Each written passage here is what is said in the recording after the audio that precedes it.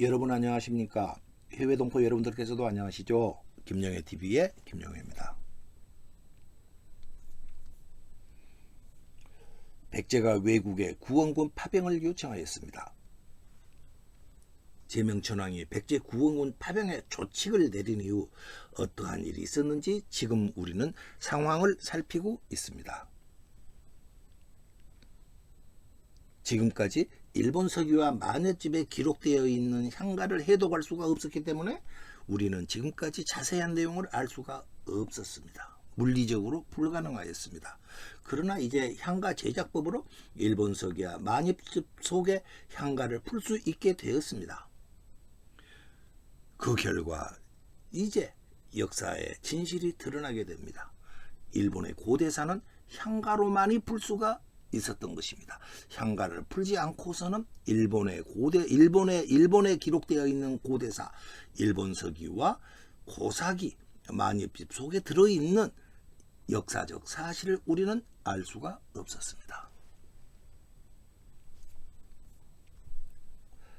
백제 정체성을 가지고 있던 제명천왕이 서기 661년 5월 9일 조창궁에 도착하였습니다. 오사카를 출발한 이후 거의 4개월이 지난 후였습니다. 1월 14일 숙전진에서 만여집 8번가를 지었죠. 1월 14일 날 숙전진이라는 곳에 있었고 5월 9일 날 드디어 한반도 맞은편 후쿠오카 조창궁에 도착한 것입니다.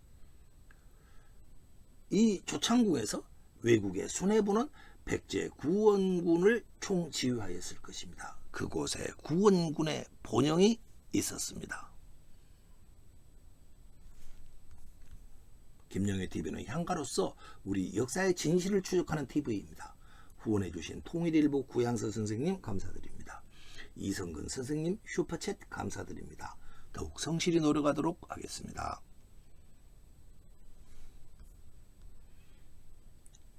그리고 6월달 한 달 후 신라 무열왕이 사망하게 됩니다. 제가 시해되었을 것이다. 일본 측의 기록과 삼국사학의 기록을 짜 맞추어 보면은 신라 무열왕은 암살되었다. 제가 이렇게 지난 영상에서 풀어드렸습니다. 그리고 다시 한 달이 지나갑니다. 갑자기 전염병이 창굴 하였습니다. 계절적인 이때는 여름이었습니다. 계절적인 요인과 함께 전국에서 징발되어 온 군인들이 집단 생활을 하면서 전염병이 창굴하였을 것입니다. 옆에서 천황을 모시던 근시들까지 쓰러집니다. 급기야 제명천황마저 쓰러지고 맙니다. 7월 24일 조창궁에서 천황이 사망하였습니다. 조창궁에 도착한 2달 뒤의 일입니다. 앞에서 풀어드린 만여집 12번가가 제명천황의 유언이었습니다. 내가 죽더라도 풍전등화 같은 백제를 구원할 계획을 포기하지 말라, 주워 담지 말라고 하고 있었습니다. 제명천왕의 유언대로 백제 파병 계획은 흔들리지 않고 추진되었습니다. 제명천왕이 사망하였음에도 불구하고 장례를 미루었습니다. 천왕의 유언을 거스릴 수 없었을 것이기 때문입니다. 중대형 황태자는 어머니의 장례를 늦추게 됩니다.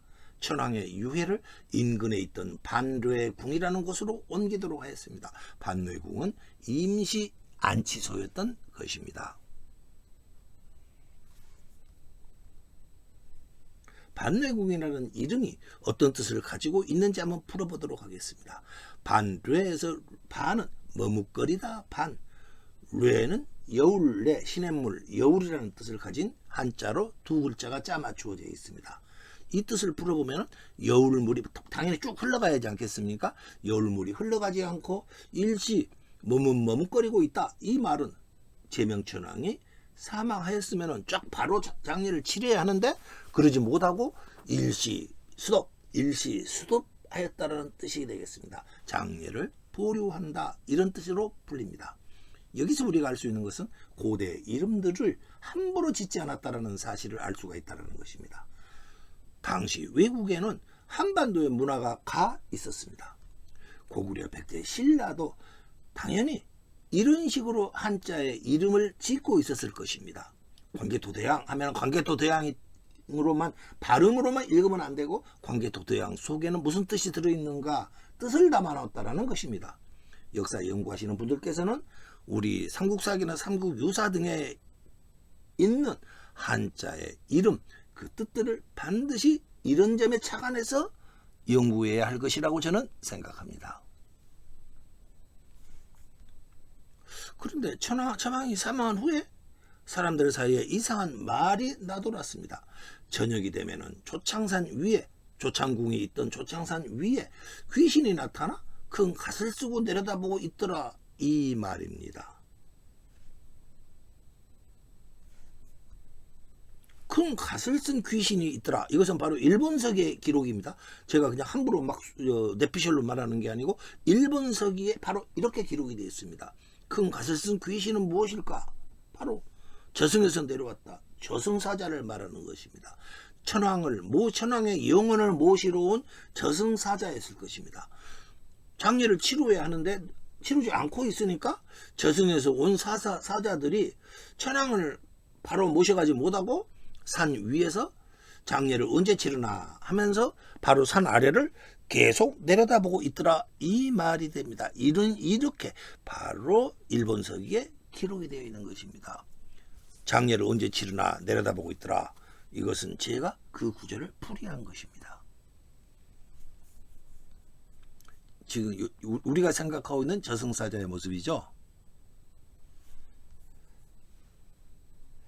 저승사자가 큰 갓을 쓰고 있었다. 바로 금방 우리가 본 요즘 우리가 생각하는 저승사자의 모습과 비교해 보십시오. 1000년 전 큰 갓을 쓰고 산 위에서 내려다보고 있더라. 큰 갓을 쓰고 있더라. 그것과 현대 우리가 생각하고 있는 저승사자의 모습이 똑같지 않습니까?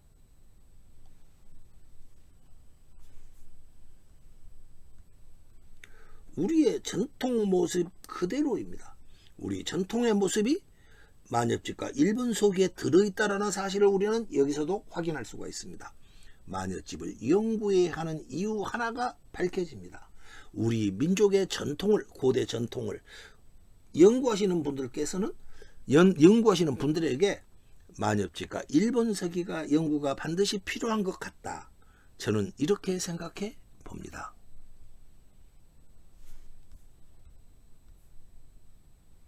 그리고 또 사람들은 천황이 왜 죽었냐? 거기에 죽음의 원인으로 조창사 인근의 나무를 베어버려서 조창사의 신이 노여워했기 때문에 천황이 죽었을 것이다. 이렇게 말들을 하고 있었습니다. 여기서 중요한 점은 나무와 신이 연결되고 있다는 겁니다. 나무를 베내니까 조창사의 신이 노여워했다. 우리에게도 나무는 신성시되고 있습니다. 이 영상을 보아주십시오. 현대 무속하시는 분들께서 나무를 이렇게 묶어놓고 있죠. 그리고 또 고대에는 우리가 신단수가 있지 않습니까? 신에게 제사 지낼 때 쓰는 단을 앞에 놔두는 나무. 그렇게 나무도 신이었다. 이런 식으로 보는 신단수 문화가 또 우리의 고대에 있었습니다. 다시 말씀드려서 그 당시에 외국과 우리의 전통 문화의 모습이 너무도 흡사하다. 이 사실이 또 확인됩니다. 중대형 황태자는 장례를 미루고 소복을 입은 채로 업무를 보고 있었습니다. 눈코 뜰 새가 없었습니다. 천황 자리가 비었으면 바로 즉위를 해야 함에도 즉위조차 미루고 일을 보고 있었습니다. 그러면서 백제 구원군 파병 업무를 조금도 차질 없이 밀고 나갔던 것입니다.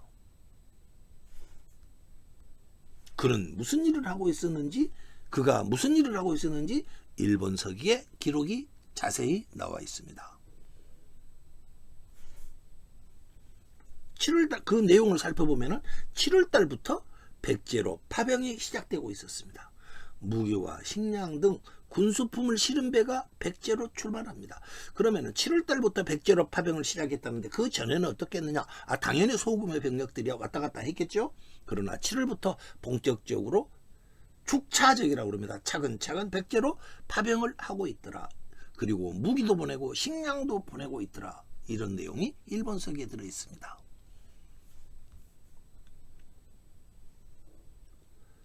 그리고 중대형 황태자는 자기 나라에 와 있던 백제 의자왕의 아들 풍장이라는 왕자를 백제 왕으로 즉위시킵니다. 그리고 나서는 5,000명을 딸려 보내서 군사 5,000명을 딸려 보내면서 백제로 보냅니다. 다시 말씀드려서 드디어 대군이 본격적인 군사들이 들어갑니다. 누구와 함께 들어가느냐? 풍장의 근위병들이겠죠. 풍장이 데리고 들어갑니다.